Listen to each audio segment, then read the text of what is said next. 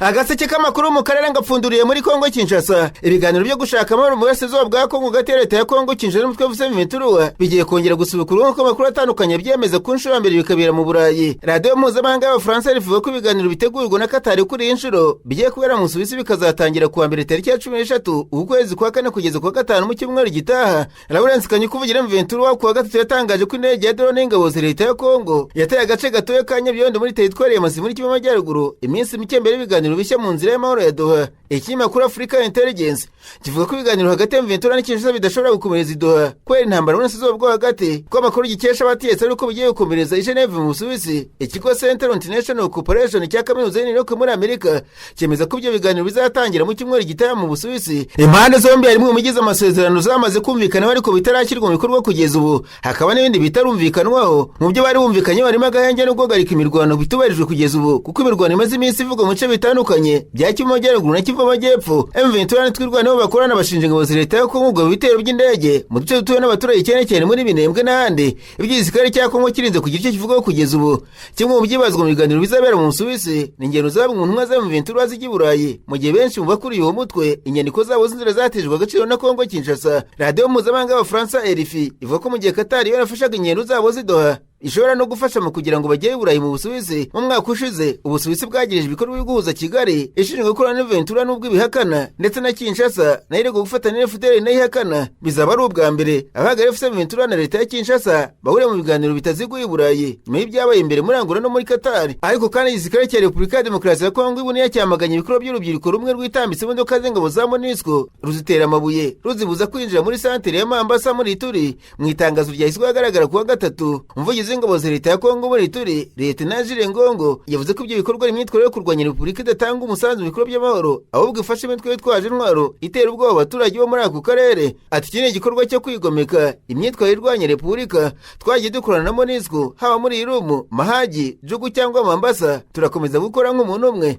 FARDC yanangije bashishikaje ibikorwa byo kuyobya abaturage mu nyungu zabo bwite. Yashimangiye kandi ko MONUSCO ari umufatanyabikorwa wa guverinoma ya Kongo mu kugorora amahoro muri Ituri, kandi bahamagarira abaturage gufatanya n'umutumwa bwa Loni. Umuvugizi yavuze ati dufatanije twageze ku bintu bikomeye hano muri Ituri. Uturere twose dutekanye kugeza ubu twatekanye ku nkunga ya MONUSCO. Sinumva ukuntu umufatanyabikorwa ashobora kuza gukorana n'ingabo z'igihugu kugira ngo arinde abaturage hanyuma abo baturage ubwabo bakamutera. Asubira amatsinda agiye ati hoya kubwe ibyo ni ibikorwa byo gukoresha abantu bikorwa n'abungukira mu mutekano muke i Mambasa. Mabwire kandi ko Perezida wa Repubulika ya Demokarasi ya Kongo Felix Antoine Tshilombo yaciye amarenga gukomeza kuyobora igihugu mu yindi myaka myinshi mu gihe batavuga n'ubutegetsi bwe bamusaba kutarenza 2028. Tshisekedi ategeka Kongo Kinshasa kuva muri Mutarama 2019. Biteganyijwe ko manda ya kabiri izarangira 2028 ariko ishyaka DPS abereye umuyobozi yatangiye ubukangurambaga mu musabira manda ya gatatu kugira ngo Tshisekedi arenze manda ebyiri bisaba kuvugurura cyangwa se guhindura itegeko nshinga. Abatavuga rumwe nawe barabyamaganye bagaragaza ko mu myaka ibiri iri imbere agomba kuba senateri nka Joseph Kabila Kabange wamubanjirije. Mu nama y'igihugu ibikorwa remezo y'imirongo rusange ibereye Kinshasa kuwa gatatu, Tshisekedi yatangaje ko ateganyiriza Kongo Kinshasa ibikorwa remezo bidashobora kwangizwa n'ibiza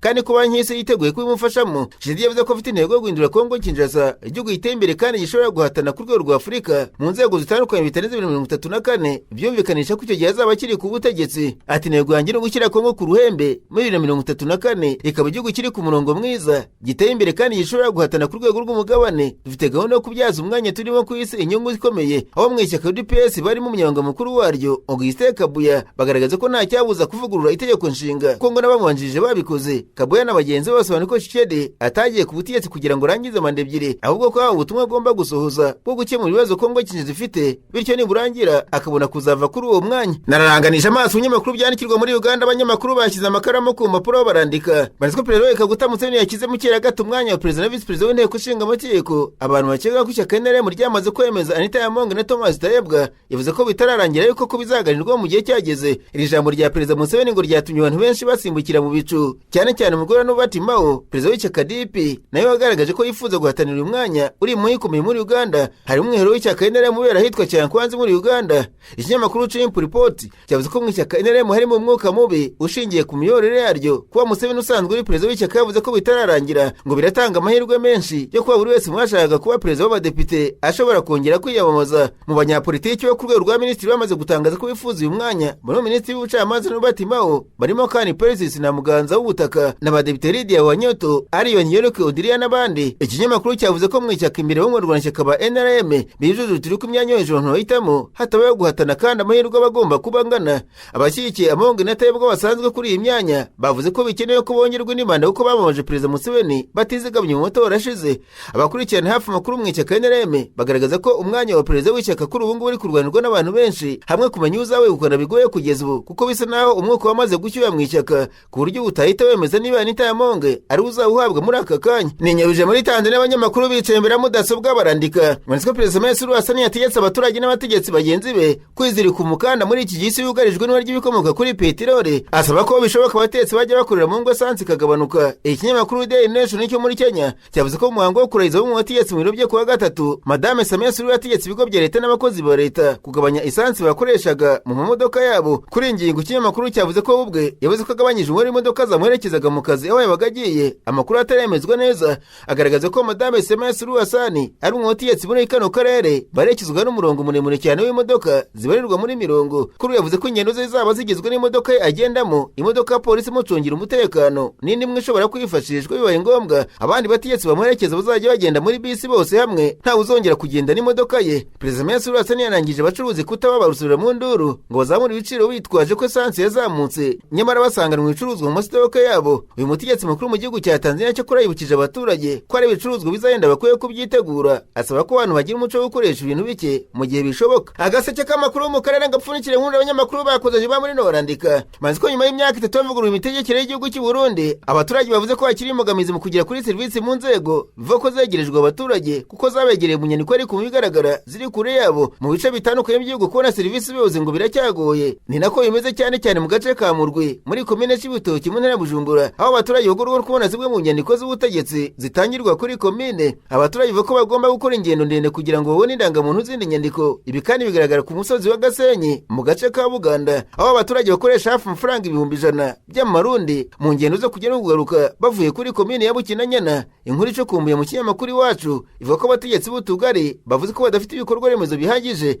kandi bakomeza gukora mu bihe bigoye nubwo serivisi batanga ziyongereye. Bamwe ngo bakorera ahantu hataba amashanyarazi kandi bakoresha za mudasobwa. Gabriel Rufyiri uyobora umuryango Urukome avuga ko abategetsi mu nzego z'ibanze bakwiye gushyiraho uburyo bwo kwegera abaturage bihoraho kuko kubiyegereza bigoye kuruta uko abantu babyumva. Nk'uko Perezida Urukome abivuga, iri vugurura risa n'iryateguwe nabi ndetse rishobora no guteza ingaruka mbi mu baturage. Yavuze ko ritanga ishusho y'icyerekezo cyafashwe hatabanjwe gukorwa ubushakashatsi bwimbitswe ku ngaruka zaryo ku buzima bw'abaturage. Mu gutanga urugero agaragaza ko mu itango ry'indangamuntu rikiri mu nshingano zihariye z'umuyobozi wa komine kuri we kugushyira ububasha ku rwego rumwe bituma bigora abaturage batuye kure kugira kuri serivisi.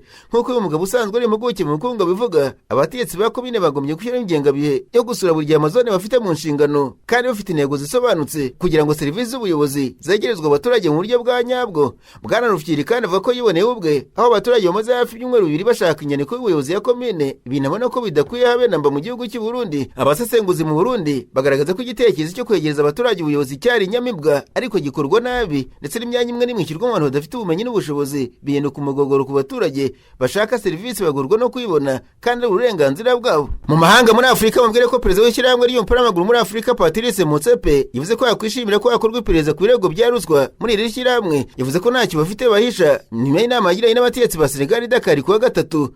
Leta ya Senegal yasabye ko hakorwa iperereza kuri ruswa nyuma y'uko CAF itegetse ko igihugu cyamurwa igikombe cy'umwaka ushize kigahabwa Maroc bari banganye ku mukino wa nyuma. Patrice Motsepe yagiranye inama n'abakuru b'ishyirahamwe ry'umupira w'amaguru rya Senegal na perezida wa Senegal Bassirou Diomaye Faye kuwa gatatu nibwo baganiriye aho yasabye ko habaho ubumwe nyuma y'ingaruka zatewe n'ibyabaye kuri uwo mukino wa nyuma. Kuwa kane arajya muri Maroc mu nama nk'izo n'ubundi yabwiye amakuru ati nakwishimira iperereza iyo ryose ku birego bya ruswa muri CAF ryakorwa na guverinoma cyangwa se ikindi kigo icyo ari cyo cyose. Tuzatanga ubufatanye bwuzuye. Ntidushobora guha abana bacu ishusho y'uko kugira ngo umuntu atsinde mu buzima agomba kuba umunyabinyoma cyangwa se umunyamanyanga, hagomba kuba kutihanganira na gato ruswa. Niyo mpamvu nzego dushobora guha umupira w'amaguru muri Afurika niyo. Motsepe yanahakanye ibitekerezo byose by'uko Maroc yaba yarafashwe neza kurusha andi makipe mu buryo bwo kujurira. Ati nta na rimwe igihugu na kimwe muri Afurika kizafashwa cyangwa se kigahabwa amahirwe kurusha ibindi. Ibyo ntibizigera bibaho kandi dufite icyizere ko tuzaba muri ibi bibazo turi abanyamuryango rushaho kugira umwe hagati yacu y'ibihugu 50 byo ku mugabane wa Afurika. Mu makuru mpuzamahanga, Perezida Donald Trump amaze kwandika ku rubuga nkoranyambaga rwa Truth Social aburira Iran ati kurasa kuratangiye kunini cyane kandi kwiza cyane ndetse bukomeye cyane kurusha uko umuntu wari wese yigezeho na mbere niba amasezerano yayo atubahirijwe mu buryo bwuzuye. Uburyo amasezerano y'agahenge k'ibyumweru 2 yagizwe hagati ya Amerika na Iran Irani asobanurwa mu butandukanye. Ukutavuga rumwe gushingiye nini ku bundi buryo asobanurwamo bwa gahunda igizwe n'ingingo 10 bwagiye hagaragara. Trump